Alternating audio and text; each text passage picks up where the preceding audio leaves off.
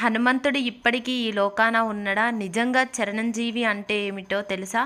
హనుమంతుడు ఇప్పటికీ ఈ భూమిపైన ఉన్నాడంటే అవును అనే సమాధానం వినగానే షాక్ అవుతున్నారా? కానీ ఇది నమ్మకం కాదు. ఇది పురాణాల ప్రకారం చెప్పబడిన అద్భుతమైన నిజం. ఈ రోజు మనం తెలుసుకుందాం హనుమంతుడి చిరజీవితత్వం వెనుక ఉన్న హనుమంతుడు ఆంజనేయుడు వాయుపుత్రుడు, రాముని అద్భుత భక్తుడు. రావణాసురుణ్ణి సంహరించడంలో, సీతామాతను వెతకడంలో ఆయన పాత్ర ఆమోహము. ఈ అద్భుతమైన సేవలకు శ్రీరాముడు ఒక సాధారణ వరం ఇచ్చాడు. రామనామం ఉన్నంత వరకు ఈ భూమి మీద జీవించాలి. అంటే ధర్మము ఉన్నంత వరకు, భక్తి ఉన్నంత వరకు హనుమంతుడు ఈ భూమిపైనే ఉంటాడు. ఇందుకే ఆయన నన్ను చిరంజీవి అంటారు. ఇతర దేవతలే స్వర్గానికి వెళ్ళిన హనుమంతుడు మాత్రం భూమిపైన ధర్మం కాపాడేందుకు హిమాలయాల్లో స్నానం చేస్తున్న సాధువు కలలో హనుమంతుడు. చాలా మంది సాధువులు చెప్తున్నారు తమ తపస్సులో హనుమంతుడు ప్రత్యక్షమయ్యాడు.